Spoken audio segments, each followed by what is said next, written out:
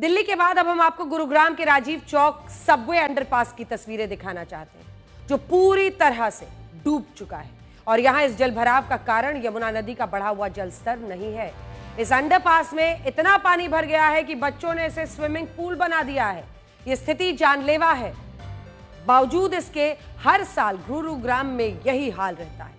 Social media users का कहना है कि हड़प्पा और मोहनजोदाड़ो का ड्रेनेज सिस्टम भी गुरुग्राम से बेहतर था।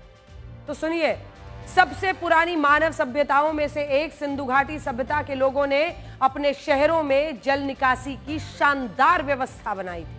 सोचे 5000 साल पहले के लोगों को भी पता था कि शहर में जल निकासी और सीवर सिस्टम अच्छे होने चाहिए।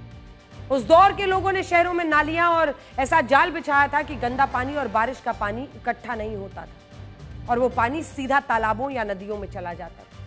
लेकिन एक ये गुरुग्राम है, साइबर सिटी, मिलेनियम सिटी, लेकिन अब अपने खराब ड्रेनेज सिस्टम के कारण सबसे ज्यादा डूबने वाला सिटी ये बन गया है। गुरुग्राम के ड्रेनेज सिस्टम को लेकर सोशल मीडिया पर एक बहस छिड़ी हुई है कि मानसून में गुरुग्राम और नोएडा में कौन सा शहर बेस्ट है। लोग दो तरह की तस्वीरें डालकर दोनों शहरों की तुलना कर रहे हैं। एक वो जो गुरुग्राम की बारिश और वाटर लॉगिंग की भयानक तस्वीरें डाल रहे हैं और दूसरे में वो जो नोएडा की ऐसी तस्वीरें डाल रहे हैं जिनमें लोग बारिश का मजा ले रहे हैं। सोशल मीडिया पर लोग ये कह रहे हैं कि गुरुग्राम बारिश में डूब जाता है और नोएडा मॉनसून का मजा लेता है, जिसे हम कह रहे हैं tell of two cities.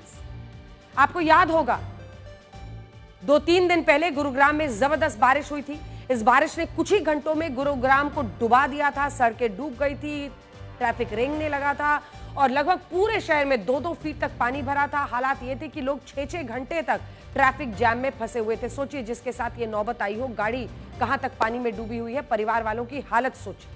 Gurugram को मिलेनियम सिटी, साइबर सिटी बताकर सैकड़ों लग्जरी फ्लैट्स बनाए गए हैं। गुरुग्राम की एक सोसाइटी में कुछ महीने पहले एक फ्लैट जानते हैं कितने में बिका था? 190 करोड़ रुपए में। सच यह है कि करोड़ों रुपए के घर ऐसे शहर में बने हैं जहां पर ड्रेनेज जैसी बेसिक सुविधाएं नहीं है। कई जगहों पर जल जमाव ऐसा है कि लोगों के लिए जीना दूभर हो जाता है।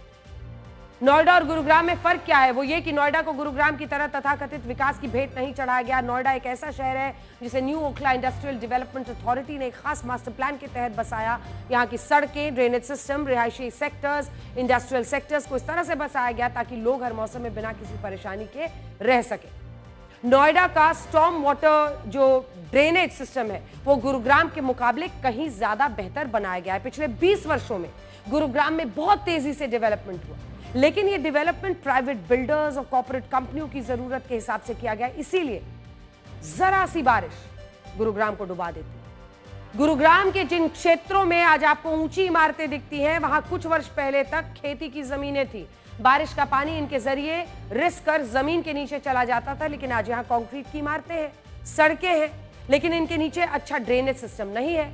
मॉनसून में गुरुग्राम के डूबने की कई वजह है, जिनसे पहली है उन नदियों और नहरों का लुप्त हो जाना जिनकी वजह से पानी टिकता नहीं था।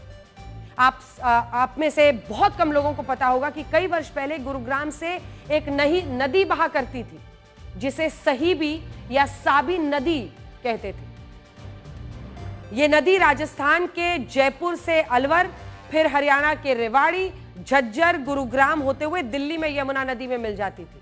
मॉनसून के सीजन में इस नदी की वजह से ही गुरुग्राम में बरसात का पानी इकट्ठा नहीं होता था और सारा पानी सीधा यमुना में जाकर मिल जाता था। अतिक्रमण और शहरीकरण की वजह से यह बरसाती नदी धीरे धीरे गायब हो गई। बारिश के पानी को प्राकृतिक रूप से निकालने का जरिया खत्म हो गया। ये सोचने वाली बात है कि विकास के नाम पर शहरों से प्राकृतिक नहरों और नालों को खत्म कर दिया गया, लेकिन उन्हीं शहरों में ड्रेनेज की अच्छी व्यवस्था नहीं की गई।